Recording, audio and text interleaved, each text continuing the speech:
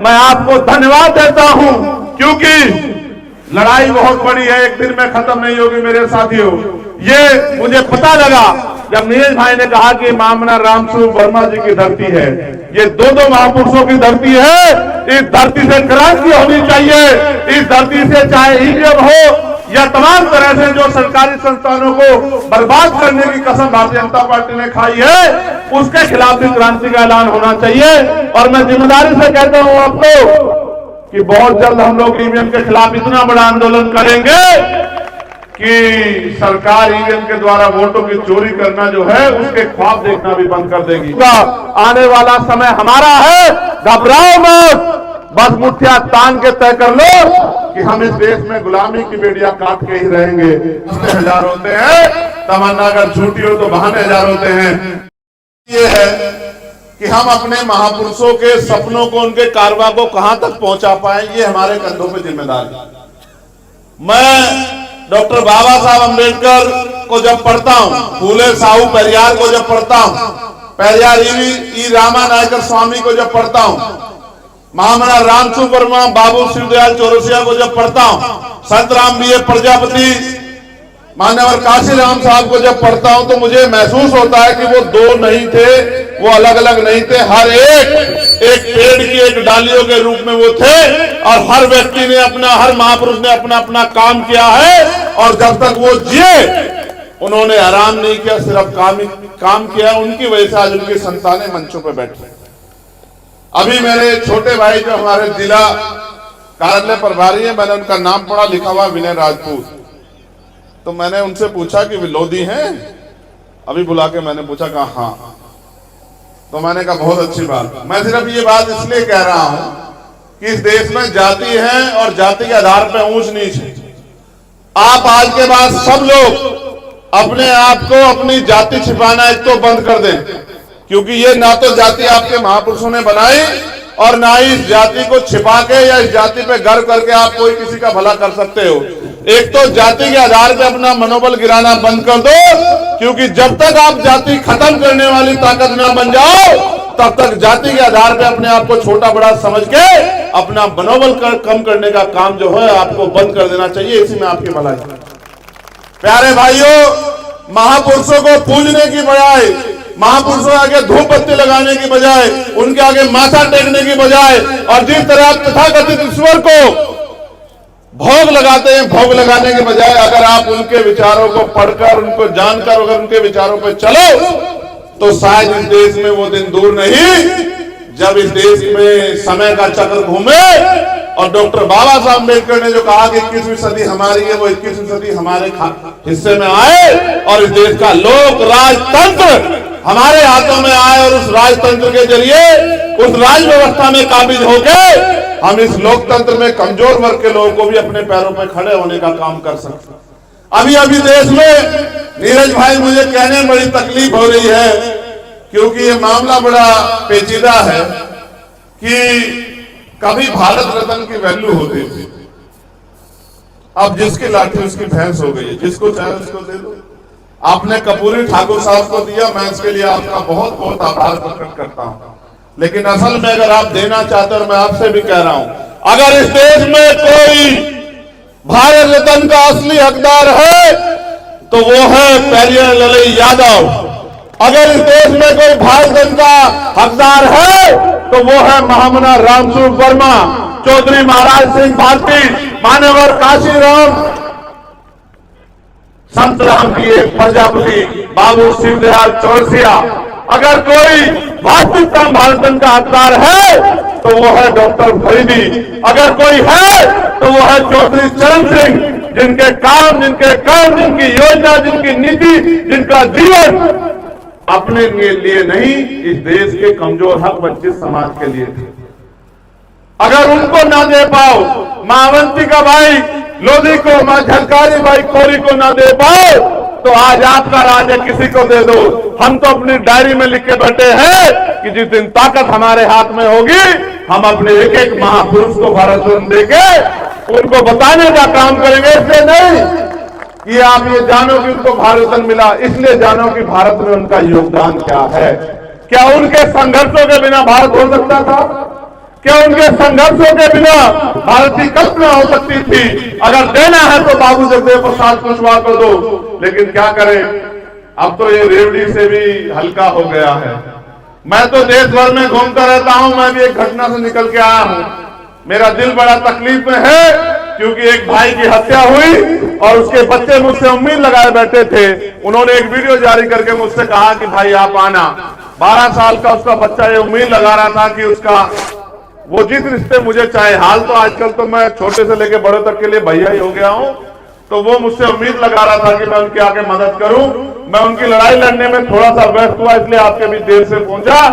अगर वो लड़ाई ना होती तो मैं 4-6 घंटे आपके बीच बैठ के और ये प्रयास करता कि आप में से यहां आया एक भी साथी आज वैचारिक क्रांति से दूर हुए बगैर ना रह पाए।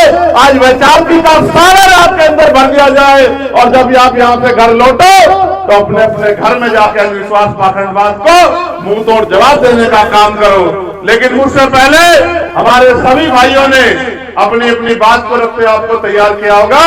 और मैं तो, आप जानते हो, मैं तो बहुत दिन से कह रहा हूं कि जो कुछ भी करता है इस देश में ईश्वर करता है, जो उसके बगैर पत्ता भी नहीं हिलता।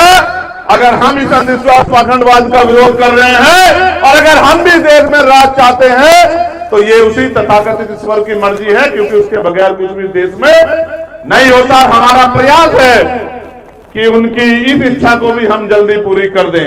यहां हमारी इस मंच वाली टीम के साथ साथ आप भी उतने ही सम्मानित है जो नीचे बैठे हैं, क्योंकि ये कुछ सीखना नहीं चाहते। ये वो वाली जमात है जो सीखना नहीं चाहती और ये वो वाली जमात है जो सीखना चाहती है। जो अपने आप को सर्वश्रेष्ठ मानता है वो इधर बैठता है और जो अपने आप में कमी आता है वो सामने बैठता है। मैं आपको धन्यवाद देता हूं, क्योंकि लड़ाई बहुत बड़ी है, एक दिन में खत्म नहीं होगी मेरे साथियों। ये मुझे पता लगा जब नीरज भाई ने कहा कि मामना रामस्वरूप वर्मा जी की धरती है। ये दो महापुरुषों की धरती है। इस धरती से क्रांति होनी चाहिए। इस धरती से चाहे ईवीएम हो या तमाम तरह से जो सरकारी संस्थानों को बर्बाद करने की कसम भारतीय जनता पार्टी ने खाई है, उसके खिलाफ भी क्रांति का ऐलान होना चाहिए। और मैं जिम्मेदारी से कहता हूं आपको कि बहुत जल्द हम लोग ईवीएम के खिलाफ इतना बड़ा आंदोलन करेंगे कि सरकार ईवीएम के द्वारा वोटों की चोरी करना जो है उसके ख्वाब देखना भी बंद कर देगी। और मैं जिम्मेदारी के तौर पे आपसे कह रहा हूं, नौजवान अपनी जिम्मेदारी को संभाल ले। नारा लगाने से, जयकारा लगाने से, पैर छूने से और झंडा घुमाने से इस देश में क्रांति नहीं आएगी। इस देश में क्रांति आएगी महापुरुषों को पढ़ के। और जो भी मिशन में आना चाहता है सबसे पहले वो अपने आप को वैज्ञानिक दृष्टिकोण पे खरा उतारे।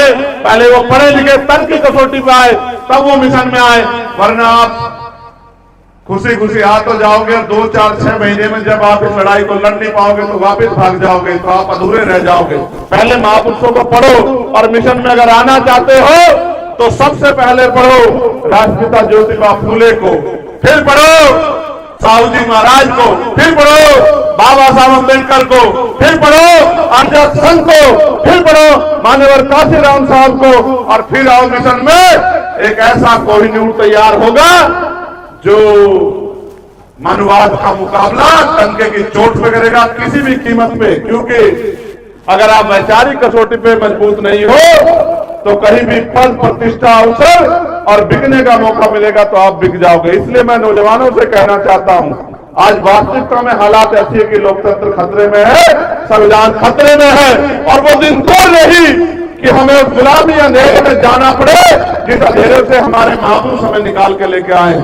इसलिए मैं आपसे कहना चाहता हूं, मेरे प्यारे भाइयों, नौजवान साथियों, मुट्ठी तान लो, कमर कस लो, ऐलाने दम हो चुकी है और अब हम इस देश में गुलामी की बेड़ियां काटने के लिए तैयार हो चुके हैं। किसी भी कीमत पे महापुरुषों के कारवा को रुकने नहीं देंगे और किसी भी कीमत पे बहुजन समाज में जो एकता मत दिख रही है उस एकता को टूटने नहीं देंगे।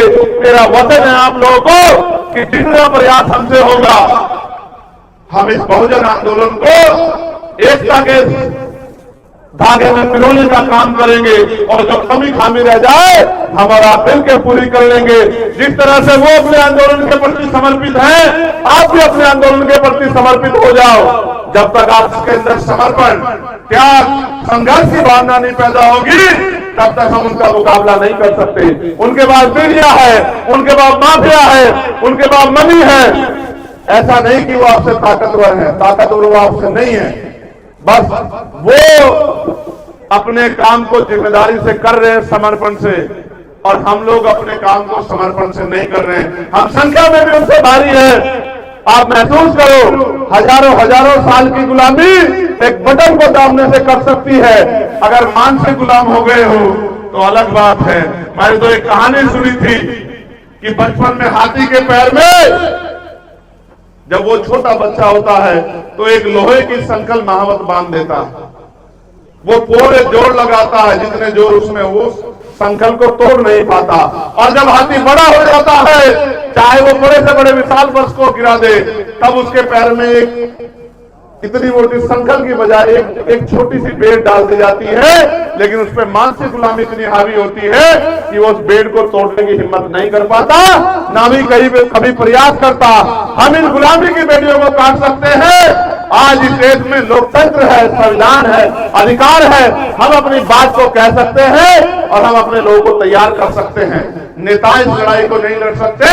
इस लड़ाई को तभी लड़ा जाएगा जब आप लोग तैयार हो जाओगे, जब सामने वाले भी ऐसे हो और इधर सामने बोलने वाले भी ऐसे हो, सुनने वाले भी ऐसे हो। जब दोनों चक्के एक जैसे होंगे तब मिशन तेजी से आगे बढ़ेगा। पता नहीं मोदी जी की बुलेट ट्रेन तो आएगी नहीं आएगी, लेकिन बहुजनों की बुलेट ट्रेन इस देश में आने वाली है। आप लोग कमर कस लो। मंडल कमीशन की अधूरी सिफारिशें भी पूरे होंगी और प्रमोशन में रिजर्वेशन मिलेगा, नौकरियां भी मिलेगी, रोजगार भी मिलेगा और साधन संसाधन में बंटवारा भी होगा। आने वाला समय हमारा है, घबराओ मत, बस मुठ्ठियां तान के तय कर लो कि हम इस देश में गुलामी की बेड़ियां काट के ही रहेंगे। मैं प्रशासन के लोगों का बहुत धन्यवाद करूंगा, पुलिस के लोगों का और ज्यादा धन्यवाद करूंगा। ये इस प्रदेश में सबसे ज्यादा बेचारे हैं। इनको पहले 200 रुपए साइकिल भत्ता मिलता था, अब बढ़ा के 500 कुछ रुपए कर दिया, वो भी नहीं देते इन बेचारों को। और आप विश्वास करो, धुलाई भत्ता 180 रुपए है जो कपड़ा धोते हैं। मैं इनकी बहुत चिंता करता हूं। मैं सोचता हूं कि जल्दी से जल्दी इनकी 8 घंटे की ड्यूटी सुनिश्चित कर दे और हफ्ते में इनको एक दिन छुट्टी दे। इनको भी स्वाभिमान सम्मान के साथ प्रदेश की सेवा करने का मौका दें और जो उनकी ड्यूटी है उसको ये लोग जिम्मेदारी से निर्वहन कर पाए। अभी तो सब लोग पीड़ित हैं, एक एक का नंबर आ रहा है। अभी पहला मानव रहित थाना शायद गुजरात में बन गया है। ये दिन दूर नहीं, आज तो इनकी लाठियां कमजोरों के पीठों पे पड़ती हैं। वो दिन दूर नहीं, कल इनको ये कह दिया जाए कि नौकरी खत्म, आप भी जाके घर में खेलो, मौज करो, बहुत दिन नौकरी कर ली। मैं इनसे भी कहना चाहता हूं कि ये भी याद रखें कि संविधान है तो नौकरी है, संविधान है तो अधिकार है, संविधान है तो स्वाभिमान सम्मान है। इसलिए गुलामी जैसा जीवन मत जियो, संविधान के हिसाब से काम करो। आप यहाँ उपस्थित हो, मैं आपको और ज्यादा समय नहीं दे पाऊंगा। मैं दोनों का हाथ जोड़ के आपसे आज के लिए माफी चाहूंगा। अगर मेरे पे काम की जिम्मेदारी नहीं होती, विश्वास करो मेरे खून का एक कतरा आपके लिए समर्पित है। मैं गोली खा के भी सुरक्षा की जिम्मेदारी नहीं लेता हूं, मैं इसलिए आपसे कह रहा हूं। लेकिन आज क्या करूं, अब अपने यहां तो मोदी भी नहीं और अमित शाह भी नहीं, और जैसे कांग्रेस में राहुल गांधी और खड़गे जी है वो भी मैं ही, सब कुछ अपने यहां तो भी मैं ही हूं। मगर मैं कोशिश कर रहा हूं कि मैं न रहे और हम सब लोग सामूहिक नेतृत्व हमारा आगे बढ़े। मैंने लक्ष्मण भाई से भी कहा है कि लड़ने वाले लोगों को लड़ने वालों के साथ रहना चाहिए, इधर उधर नहीं घूमना चाहिए। इधर उधर रास्ते कठोर हैं, इधर रास्ता आसान है, संघर्ष करना पड़ेगा। आसानी से तो जन्म भी इंसान का नहीं होता है। बहुत बहुत धन्यवाद। इस मंच पर उपस्थित सभी सम्मानित नेताओं का धन्यवाद। और ये आग्रह, भागोगे मुझसे पे उठ के, इसलिए उठ गए, बैठो, जो लोग खड़े बैठो बैठो। ये सब कहेंगे भाई आते हैं अपने साथ साथ, फौज को भी ले जाते हैं, पूरा कार्यक्रम खराब कर देते हैं, अपमान कराओगे मेरा, है? ये तुम्हारी जिम्मेदारी है। ये सिखाया मैंने तुम्हें कभी? आर्मी किसे कहते हैं? आर्मी वो होती है जो आदेश हो जाए उसका पालन करे, चाहे आंधी आ जाए चाहे तूफान। अब तुम डटे रहो, तो मैं मैदान नहीं छोड़ना है, बिल्कुल डट के मौके पर रहना। जब तक कार्यक्रम ना खत्म हो इसको जिम्मेदारी समझ। किसका कार्यक्रम है? विजेंद्र का। विजेंद्र के बाबत है क्या सिर्फ है? विजेंद्र का क्या है? इसका तो अब मैं तो भाग्य दुर्भाग्य को भी नहीं मानता। ये तो अच्छा है, इसका जन्म यहाँ हो गया, हमारा भी हो सकता। क्यों भाई? तो बाबा तो सभी के है ना वो। और आप महसूस करो उनसे क्या सीखना चाहिए कि अगर तमन्ना अगर सच्ची हो तो रास्ते हजार होते हैं, तमन्ना अगर झूठी हो तो बहाने हजार होते हैं। जब उन्होंने सच्ची रामायण लिखी और सब जगह से बंद हो गया तो वो भी घुटने टेक देते। लेकिन ऐसे बहादुर, ऐसे वीर, ऐसे महापुरुष, ऐसे क्रांतिकारी के परिनिर्वाण दिवस पे आज हम लोग पहुंचे हैं। उनको कोटि कोटि नमन कि उन्होंने उस समय मनुवादियों को सुप्रीम कोर्ट तक खींच के लेके गए और सुप्रीम कोर्ट से ऑर्डर करवा के झुका के और ये साबित किया कि तर्क और विज्ञान में कितनी शक्ति है। इसलिए उनको कोटि कोटि नमन और आप सबका धन्यवाद। आप सबके लिए मंगल कामनाएं और छोटे भाई विजेंद्र के लिए भी मंगल कामनाएं कि ये इस परिवार का नाम भी रोशन करे और तर्क की कसौटी में भी खड़ा रहे। बाकी तो हम इसके पीछे खड़े ही। बहुत बहुत धन्यवाद। जय भीम, जय भारत, जय संविधान, जय विज्ञान, जय लोकतंत्र और आप सभी के लिए मंगल कामना।